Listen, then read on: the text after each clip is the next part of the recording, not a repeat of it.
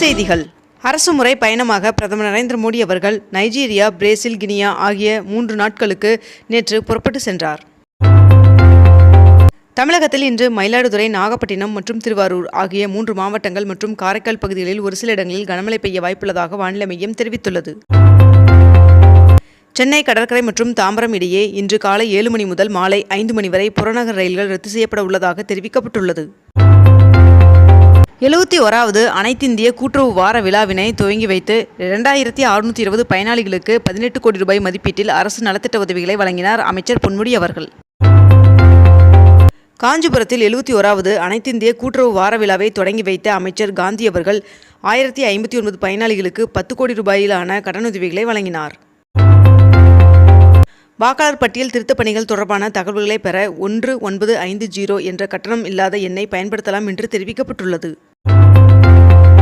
கார்த்திகை மாத சபரிமலை சீசன் தொடங்கியுள்ள நிலையில் சபரிமலை செல்லும் ஐயப்ப பக்தர்களுக்கு உதவ தமிழ்நாட்டில் 24 மணி நேர தகவல் மையம் அமைக்கப்பட்டுள்ளது.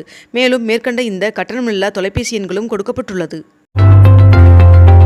வேலூர் பேராட்சியில் புதிதாக கட்டப்பட்ட வாரச்சந்தை கட்டடம் இன்று முதல் பயன்பாட்டிற்கு வர உள்ளது. வெள்ளிமலையில் 2244 பேருக்கு 7 கோடி ரூபாயிலான நலத்திட்ட உதவிகள் வழங்கப்பட்டது. பழனி முருகன் சுவாமி கோவில் நிர்வாக கட்டுப்பாட்டில் உள்ள வேணுகோபால சுவாமி கோவில் கும்பாபிஷேகம் இன்று நடைபெற உள்ளது. திருப்பதி ஏழுமலையான் சுவாமி கோவிலில் 3 கோடியே 12 லட்சம் ரூபாய் உண்டியல் காணிக்கை கிடைக்கப்பெற்றுள்ளதாக தகவல் வெளியாகியுள்ளது.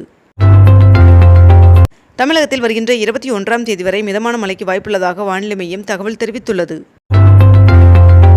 மேட்டூர் அணைக்கு நீர்வரத்து வினாடிக்கு 7236 கனஅடியாக அதிகரித்துள்ளது. இதேபோல் ஒகேனக்கல்லுக்கு நீர்வரத்து 6500 கனஅடியாக அதிகரித்துள்ளது. கோவை மாநகராட்சி பகுதியில் வசிக்கும் மக்கள் எளிமையாக சொத்து வரி, தொழில் வரி உள்ளிட்ட வரிகளை செலுத்தும் வகையில் சிறப்பு முகாம் இன்று நடைபெற உள்ளதாக தெரிவிக்கப்பட்டுள்ளது. சென்னை மற்றும் கோவையில் லாட்டரி அதிபர் மார்டின் மற்றும் ஆதவ் அர்ஜுனா ஆகியோர் தொடர்புடைய இடங்களில் 2வது நாளாக அமலாக்கத்துறை அதிகாரிகள் சோதனை நடத்தி வருகின்றனர். தமிழ்நாட்டில் மேற்கண்ட இந்த 7 இடங்களில் தீயணைப்பு நிலையங்கள் அமைக்க அரசாணை வெளியிடப்பட்டுள்ளது. தமிழ்நாட்டில் 200 கோடி ரூபாய் மதிப்பில் மருத்துவ குழாய் தயாரிப்பு ஆலை அமைக்க 2 நிறுவனங்களுடன் ஒப்பந்தம் கையெழுத்தாகியுள்ளது.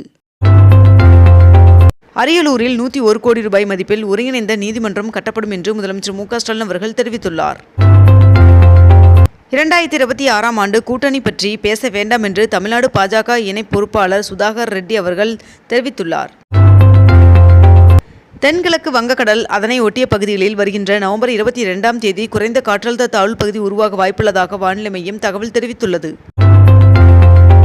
தெற்கு ரயில்வேக்கு மேலும் 2 வந்தே பாரத் ரயில்களை ஒதுக்க ரயில்வே வாரியம் முடிவு செய்துள்ளதாக தகவல் வெளியாகியுள்ளது.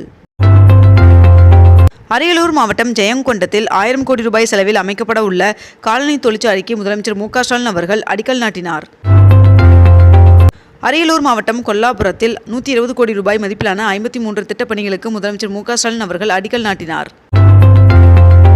பிரதமர் நரேந்திர மோடி அவர்கள் பீகாரின் ஜமுஸ் மாவட்டத்தில் இருந்து 6640 கோடி ரூபாய் மதிப்பிலான வளர்ச்சி திட்டங்களை தொடங்கி வைத்தார்.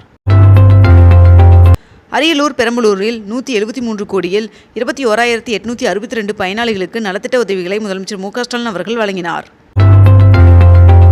மண்டல மகர விளக்கு பூஜைக்காக சபரிமலை ஐயப்பன் சுவாமி கோவிலின் நடை திறக்கப்பட்டது. இலங்கை நாடாளுமன்ற தேர்தலில் அதிபர் திசநாயக் அவர்களின் தேசிய மக்கள் சக்தி கூட்டணி கட்சியின் பெரும்பான்மைக்கு தேவையான 123 இடங்களை கைப்பற்றியுள்ளது. சென்னையிலிருந்து சபரிமலைக்கு அரசு போக்குவரத்து கழகத்தின் சார்பில் நேற்று முதல் சிறப்பு பேருந்துகள் இயக்கப்படுகிறது. டீசலுக்கு மாறாக சிஎன்ஜி பேருந்துகளை திருச்சி சென்னை வழித்தடத்தில் அறிமுகம் செய்துள்ளது போக்குவரத்து துறை.